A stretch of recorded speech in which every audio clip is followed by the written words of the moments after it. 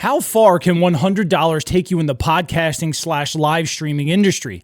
Most people out there think you got to spend a lot of money. $100, this microphone right here, could change everything for you. What's going on, guys? So I've got something a little bit different. This isn't the type of video that I normally make. No, I'm a sports broadcaster on a completely different channel. So here and there, I'll try out some different microphones, but I was thoroughly impressed here with this LCT240. I've been using an SM7B for a little over a year now, and this just happened to come in here yesterday. I made a purchase on Amazon. They didn't cancel it. So while I came in, I was like, you know what? I'm going to try it. And I'm pretty blown away with the quality that you get out of this for $99. And here's why I want to show you why. So this is what I've been chatting with for over a year. Fantastic microphone. I've had zero issues with it, and it's gotten me a lot of quality recordings. But for $400, this is the sound that I have. Now both of these microphones are going through a Rodecaster Duo. They are processed, which is, I'll let you listen to what they sound like when they're not processed. The Rodecaster Duo is a very powerful device. It has the ability to make this microphone sound like this one. But again, I've been using this microphone for over a year, and I absolutely love it. But when I come back to this one, the sound to me is close enough. For $99, I'm thoroughly impressed. The low end's not there. I get that. I've actually been searching for something that brings a little bit more crispness out of my voice for the podcast. I'm not in the best, treated room or whatnot. I have a little bit of sound treatment up and whatnot. For $99, I can buy 4 of these, legitimately buy 4 of these microphones and be able to go out somewhere with my friends and sit down and have a quality recording. I've never really given this a thought before. I've tried the 440 prior to having some of the sound treatment, and this is just Amazon sound treatment. It's nothing fantastic, but it's something.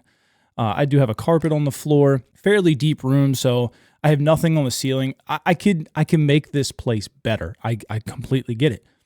But the sound I'm getting out of this, again, compared to this, we know this one sounds good.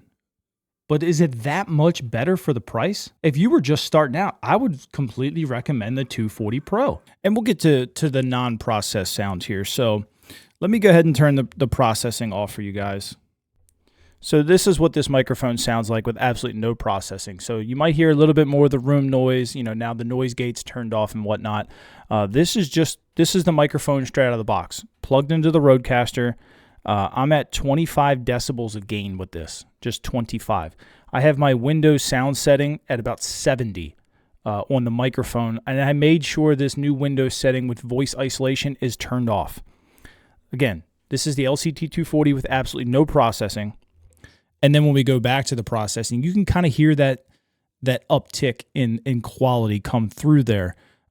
Some people might like that. Some people might not. It's all your own personal preference. This, to me, is what I thought sounded pretty good, but I'm a tinkerer. I change this kind of stuff all the time. And now if I go back to the SM7B, this is with processing turned on. And then if I turn the processing off, you can kind of start to hear things a little bit different. It's probably not as deep, maybe not as rich in the high end. The noise gate's now turned off. This is what it would sound like out of the box. I don't know. For $400, we know it sounds good. That's not the question here. To go back and forth, again, this is non-processed right now on the LCT240. So non-processed on the 240 compared to non-processed on the SM7B. What do you think sounds good here? And then when we go back to processing on the SM7B, this is what it sounds like. Again, for $99, the 240's holding up. When you put some processing on it. The good part about the Rodecaster Duo is it allows you to do real-time processing. They call it, onboard stuff like that. So when I'm doing my live streams and stuff, I get this kind of quality right away. I don't have to put it through any kind of, audio EQing and stuff like that before I'm uploading. Like this is the sound that I'm sending out when I'm on my live streams, Pigtown Sports Podcast. It's all about Orioles baseball if you're interested. Again, I'm thoroughly impressed by the LCT240. Now, one thing I highly recommend is this foam windscreen that comes with it. And why I recommend it is because this has plosive issues. So without it right now. I just got the standard kit. So this is the $99 kit. You know, the little microphone holder it comes with, kind of crappy, to be honest with you.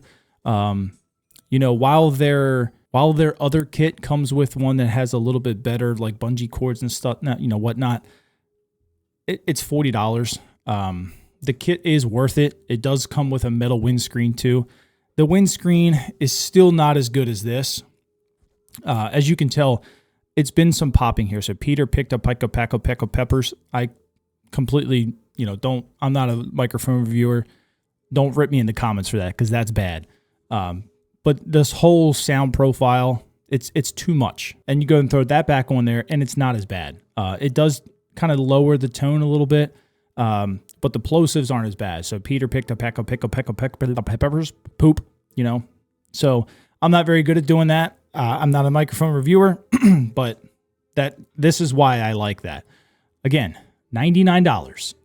I feel like it's completely holding itself up with the SM7B. You guys let me know if you're into sports and stuff like that. Pigtown Sports, that's where I do most of my podcasts. That's where you're going to hear this microphone more often. I appreciate you watching. I'll catch you guys later.